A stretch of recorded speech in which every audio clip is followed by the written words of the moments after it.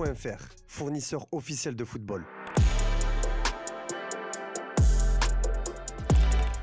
Salut tout le monde et bienvenue dans ce nouveau JT Foot Mercato. On commence à Marseille où l'incertitude règne en maître après les chamboulements récents au poste d'entraîneur puis le choix de Franck McCourt de donner les clés du sportif à Mehdi Benassia au détriment de Pablo Longoria. Mais alors désormais la question que tout le monde se pose est qui sera sur le banc de l'OM ce vendredi face à Brest. Dernièrement plusieurs noms ont été prononcés mais rien n'est encore acquis si ce n'est la possibilité Habib Beye destitué de ses fonctions à Rennes. Un choix qui avait étonné certaines personnes lors des premières rumeurs et qui continue de faire du bruit tant son expérience sur le banc du SRFC a été délicate. Dans l'équipe du soir, le consultant Johan Mikou a avoué ne pas comprendre pourquoi l'OM va remplacer Roberto De Zerbi par Habib Beye. Faire partir Roberto De Zerbi pour prendre Habib Beye en pensant aller chercher la 3e place, c'est un mystère. Ta solution aujourd'hui, c'est Habib Beye qui n'a rien fait en 1 an et demi en Ligue 1 avec la pression et le contexte que l'OM implique. Moi, ça me paraît incohérent, voilà qui a le mérite d'être clair. Et en parlant d'Habib Beye, justement, son rendez-vous avec le Stade Rennais devant la commission juridique de la LFP n'a pas abouti, mais les choses ont évolué ce mercredi puisque le coach sénégalais a été officiellement libéré de ses fonctions selon RMC Sport. Une bonne nouvelle pour l'Olympique de Marseille qui va enfin pouvoir passer la 2e et boucler sa venue,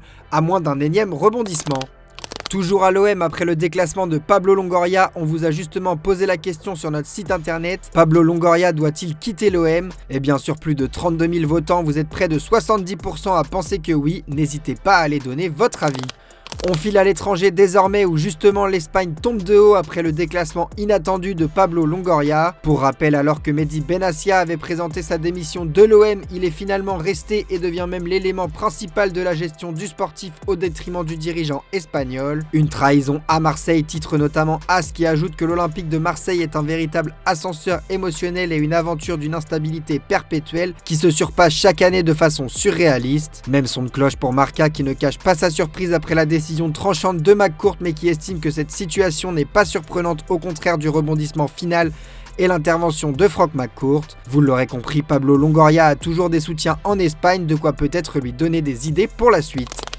On reste en Espagne où l'on ouvre une large page consacrée aux incidents survenus hier entre Vinicius Junior et Gianluca Prestani comme évoqué dans la revue de presse ce matin. Cet incident a rapidement dépassé les frontières au point de faire réagir la Fédération brésilienne de football. Par l'intermédiaire d'un communiqué clair et sans ambiguïté, l'instance a exprimé sa solidarité avec Vinicius Junior et rappelé que le racisme est un délit et qu'il est inacceptable que ce soit dans le football ou ailleurs. La fédération a également salué le courage du Brésilien d'avoir activé le protocole antiracisme et affirmant « Vini, tu n'es pas seul. Nous sommes fiers de vous et resterons fermes dans la lutte contre toute forme de discrimination. Nous sommes à tes côtés toujours. » Mais ce n'est pas tout car après avoir publié un premier communiqué ce matin, l'UEFA a déclaré cet après-midi ouvrir une procédure disciplinaire suite aux événements survenus hier soir en informant que de plus amples informations à ce sujet seront communiquées en temps voulu. Si les faits sont avérés, Gianluca Prestani pourrait être très lourdement sanctionné. En effet, le règlement de l'UEFA prévoit une suspension de minimum 10 matchs pour tout joueur reconnu coupable de propos racistes. Du côté argentin, en revanche, on tente de voler au secours du numéro 25 lisboète. Taiki Sport souligne que la VAR n'a pas pu confirmer l'agression présumée et l'arbitre s'est contenté d'un avertissement, tandis que les images montrent que Prestiani s'était couvert la bouche rendant impossible toute vérification des paroles exactes. Pour Clarín, tous les regards étaient tournés vers Prestiani, critiquant l'acharnement des joueurs madrilènes et notant que Mbappé lui-même a qualifié l'Argentin de putain de raciste, face à face réclamant sa suspension en Ligue des Champions.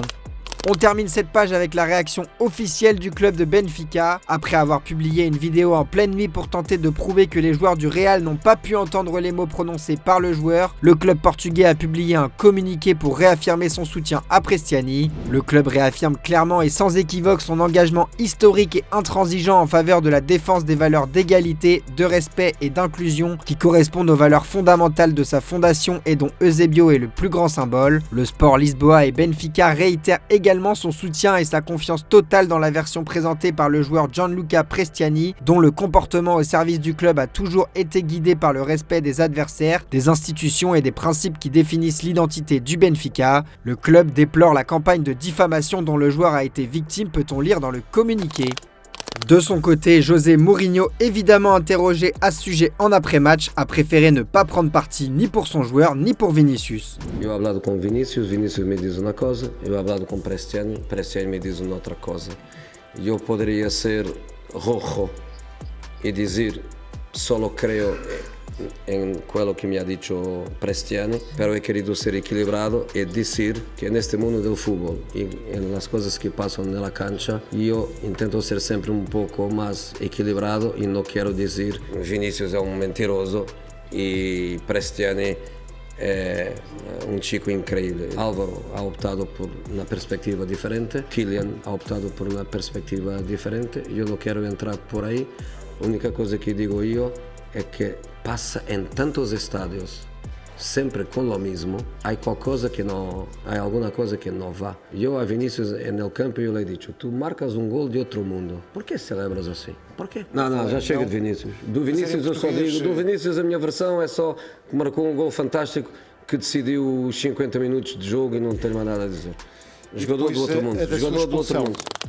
On passe aux officiels du jour désormais avec Franquès qui est le nouvel entraîneur du Stade Rennais. Sans grande surprise, le club a officialisé le retour de Franquès qui s'est engagé jusqu'en 2027 avec les Rouges et Noirs, où il retrouvera notamment Arnaud Pouille qu'il a connu au RC Lens il y a quelques années. Dans le communiqué publié par Rennes, le coach de 54 ans a justifié son choix de revenir 14 ans après. Lorsque j'ai reçu mes équipements ce matin, ça m'a replongé 20 ans en arrière, lorsque Patrick Rampillon m'a fait venir. C'est une joie de retrouver le Stade Rennais, un vrai plaisir avec mon staff d'arriver dans un si beau club. L'effectif présente beaucoup de qualité, à l'image du match de vendredi dernier. Elle a montré du cœur, une belle énergie. Depuis mon départ en 2012, le club a très bien évolué. La famille Pinault est le propriétaire le plus ancien en Ligue 1 depuis bientôt 30 ans. Ça montre un attachement certain et une identité forte. On sent que le projet est solide. Le club cherche à avancer à l'image des infrastructures exceptionnelles qui m'ont cessé de progresser. La ferveur autour du club est elle aussi grandissante. Pour ces raisons, c'est une chance de faire partie de ce projet, a déclaré l'ancien coach de Nice et de Lens. Justement, à Lens, le club a annoncé que Jérémy Agbonifo quitte l'Artois et retourne en Suède où il est prêté avec option d'achat au BK Häcken. Arrivé il y a un an à Lens en provenance de ce même club, l'ailier n'a jamais réussi à s'imposer avec le maillot sang et or. Champion d'Afrique 2026, le Sénégal jouera au Stade de France en mars prochain. La Fédération sénégalaise de football a dévoilé ce mercredi l'identité des deux futurs adversaires et défiera notamment le Pérou le 28 mars à Paris.